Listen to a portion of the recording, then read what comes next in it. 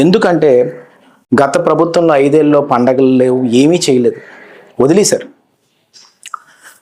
మొన్న నాకు బాధ ఎక్కడేస్తుందంటే ఈ పండగ ఇంత బాగా జరుగుతున్న సమయంలో కోర్టుకి వెళ్తాడు. ఇక్కడ లాస్ట్ టైం 5 yearsలో ఎక్స్ఎమ్మెల్యే ఎవరైతే ఉన్నారో గణేష్ గారు కోర్టుకి వెళ్ళడం ఏంటో నాకు అర్థం కావట్లేదు. పండగప్పుడు కోర్టుకి వెళ్ళరు, పండగప్పుడు గుడికి వస్తారు. నేను అదే ఆశ్చర్యపోయాను, ఇంతమంది లక్షలాది మంది దర్శనం చేసుకోవడానికి గుడికి వచ్చారే, మీరెందుకు రాలేదండి? నా బాధ వేసింది అది. ఎందుకంటే ఇక్కడ పార్టీలు ఉండవు పండగల్లో, ప్రతి పార్టీ వాళ్ళు గుడికి రావచ్చు. మీరు కూడా గుడికి వచ్చి ఉన్నా బాగుండేది, అందరూ కూడా మీరు దర్శనం చేసుకుంటే బాగుండేది, పండగ బాగా జరగాలని కోరుకుంటే ఇంకా బాగుండేది. కానీ మీరు గుడికి ఎందుకు రాలేదో నాకు అర్థం కావట్లా.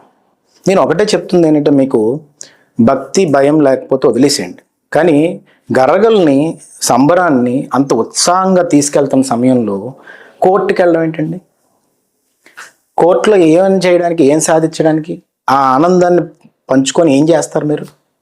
ఎప్పుడన్నా ప్రజలు బాగుండాలి, నర్సీపట్నం పుట్టిన గెడ్డ బాగుండాలి, నర్సీపట్నంలో పండగలు బాగా జరగాలి, గుడులు బాగుంటే, అమ్మవార్ల పండగలు ఉత్సాహంగా జరిగితే ఊరు బాగుంటుందని ఆలోచించుకోవాలి. కానీ ఈరోజు మనం ఆలోచించింది ఏంటండి? కోర్టుకి వెళ్తారా మీరు? కోర్టుకి వెళ్ళి బదులు అమ్మవారి దగ్గరికి వచ్చి దర్శనం చేసుకుంటే అయిపోయేది కదా. విజయవాడలో ఇక్కడ పండుగ జరుగుతున్నప్పుడు మీరు విజయవాడలో కానీ ఎక్కడో కోర్టులకు వెళ్ళి తిరుగుతుంటే ఇక్కడ జనాలకు తెలియదు అనుకుంటున్నారు మీరు. ఈరోజు పార్వతీ పరమేశ్వరులు విగ్రహం కానీ ఆ చెరువును బాగుపరచడం కానీ, మరి ఆ చెరువును బాగుపరచవలసింది కదా మీరు. మొన్న 5 ఏళ్ళలో వైఎస్ఆర్సీపీ గవర్నమెంట్ ఉన్నప్పుడు ఎందుకు చెరువును బాగుపరచలేదు? మీ దగ్గరికి వచ్చి రిప్రజెంటేషన్ ఇచ్చిన వాళ్ళు కూడా ఒక్కళ్ళు కూడా అక్కడ ఒక్క సెంటు భూమి కూడా సరిగ్గా లేదు ఆ చెరువు దగ్గర. మరి వాళ్ళందరి చేత రిప్రజెంటేషన్ ఇప్పించుకున్నారు. ఆ రిప్రజెంటేషన్ మీద నేను ఏం చేయదలుచుకోలేదు, నాకు ఏ కుట్రా తెలియదు అని చెప్పి కోర్టుకి వెళ్ళారు. ఎందుకని నేను ఇప్పుడు ఏం చెప్తున్నానంటే, దేవుళ్ళ జోలికి రావద్దు అని చెప్తున్నా కూడా మీరు వినట్లేదు. నోకాలమ్మ గుడిలోని 10 లక్షలు తీసేశారంటే అది తీసేసింది నా చైర్మన్ అంటారు. ఆ చైర్మన్ గారు చెప్తున్నారు అందరికీ ఆ డబ్బులు కూడా మీలో కొంతమంది తిన్నారని చెప్పేసి. మీరందరూ తిన్నారని చెప్పినప్పుడు అంత క్లియర్గా చెప్తుంటే తప్పు కదా. దానికి సంజయ్సి ఇచ్చుకోవాలి, కృతజ్ఞతలు చెప్పుకుంటారా, లేకపోతే థ్యాంక్స్ చెప్పుకుంటారా, సారీ చెప్తారా, అది మీ ఇష్టం. కానీ ఆ రోజు మీరు ఒప్పుకున్నారు, అమ్మవారే నీ నోట్లో రప్పించింది. నేను ఏమంటున్నానంటే, కనీసం ఇప్పటికైనా అమ్మవారి దగ్గరికి వచ్చి దండం పెట్టుకొని నాకు క్షమించండి అమ్మ, సరిగ్గా పండగలు కూడా నేను సరిగ్గా చేయలేకపోయాం, ఆ గవర్నమెంట్లో సరిగ్గా గుడి కట్టలేకపోయాం, ఇవన్నీ కూడా క్షమించమని కోరుకోండి. బంగారాన్ని కూడా లాస్ట్ దాకా దాచుకొని మరిడం గుడిని కూడా ఎండోమెంట్స్లో కలిపేద్దామని ఆలోచించి, ఆ బంగారం వచ్చిన టైంకి మేము చూసుకున్నాం కాబట్టి దాంట్లో గిల్ట్ బంగారం ఉందని తెలిసింది, లేకపోతే అది కూడా అవ్వదు. నేను అందుకే ఆ రోజే అన్నాను మరిడం గుడి దగ్గర, ఏమని, మరిడం వారి దగ్గరికి వచ్చినప్పుడు మరిడం ఆభరణాలు ఏమయ్యాయి అని ప్రజలు అడగట్లేదు అన్న. ఈరోజు ప్రజలందరూ ఎంత సంతోషంగా ఉన్నారో తెలుసా మీకు? పండగ 10 గంటలు మొదలు పెట్టుకొని సుమారుగా midnight వరకు సంబరాలతో జరుపుకున్నారు. ఎప్పుడైనా జరిగిందండి? 5 ఏళ్ళు ఎప్పుడైనా ఒక పండుగ ఇలా చేయగలిగారా? ఈరోజు అందుకే నేను చెప్తుంది ఏంటంటే, ఈ సాంప్రదాయాలు ఇక్కడ రాజకీయం చేస్తానన్నప్పుడు ఈ సాంప్రదాయాలు తెలుసుకోవాలి. డెవలప్మెంట్ని ఆపొద్దు, దయచేసి నేను కోరుతుంది ఏంటంటే డెవలప్మెంట్ ఆపొద్దు. ఈ చెరువు ఇంకా స్టోరేజ్ కెపాసిటీ పెరుగుతుంది, మీకు అర్థం కావట్లేదు. చెరువు చుట్టూరు కూడా రాక్ లైనింగ్ జరుగుతుంది, చుట్టూరు వాకింగ్ ట్రాక్లు వస్తాయి, నీట్గా జరుగుతుంది. జరిగి అంత బాగా జరుగుతుంటే ఎందుకు మీకు పట్టట్లేదు? ఎందుకు మీరు దాని మీద కక్ష చూపెడుతున్నారు? ఇప్పుడు రావణాపేట రిజర్వేర్ వాటర్ వస్తుంది, ఆ వాటర్ వెళ్ళడానికి కూడా వే ఉంది. అక్కడ సాగుకి ఎంతమంది ఉన్నారు, ఎంతమంది లేరో రికార్డు ఉంది. టౌన్ కూడా పెరిగిపోయింది, అక్కడ రైతులు కూడా ఏమి ఇబ్బంది పడట్లేదు.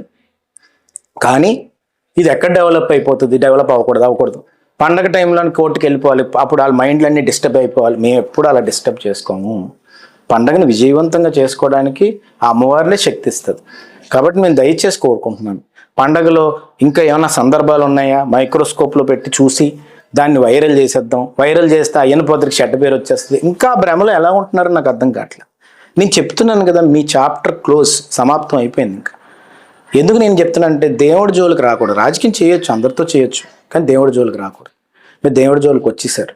కాబట్టి నేను దయచేసి మీ అందరినీ కోరుతుంది ఏంటంటే, నర్సీపట్నం ప్రజానికం కూడా ఆలోచించవలసింది, ఇది చాలా కష్టమైన పని. పండగలు ఎంత బాగా చేయాలన్నా, ఆర్గనైజేషన్ నడవాలన్నా, జనాలకి ఏ ఇబ్బంది లేకుండా చూసుకోవాలన్నా, ఇలాగ పనుల్లో ఇన్వాల్వ్ అవ్వకుండా, మనకు కావాల్సిన పనుల్లో ఇన్వాల్వ్ అవ్వకుండా, ఎలక్షన్స్ టైంలో వచ్చి నాకు ఓటేయండి, అది చేయండి, ఇది చేయండి అని చెప్పేసి అడిగే అద్దెకొచ్చిన నాయకుల్ని మనం ఎంకరేజ్ చేయకూడదు.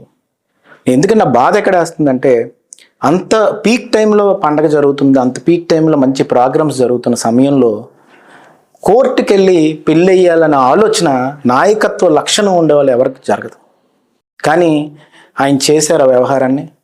రేపు ఎప్పుడు ప్రెస్ మీట్లు పెట్టి ఏదేదో మాట్లాడచ్చు, నేను కాదన్ను. కానీ నర్సీపట్నం గడ్డ మీద టౌన్లో పుట్టిన ప్రతి ఒక్కడు ఇది ఆలోచించవలసిన సందర్భం. నేను మళ్ళీ చెప్తున్నాను, కొత్త జనరేషన్ కూడా చెప్తున్నాను, ఆలోచించవలసిన సందర్భం. ఆ పండగ మనది. పండగను డిస్టర్బ్ చేయాలన్న ఆలోచన విధానం ఎవరికైనా వస్తే తొక్కి పెట్టేవాళ్ళు తప్ప ఇంకోటి కాదు.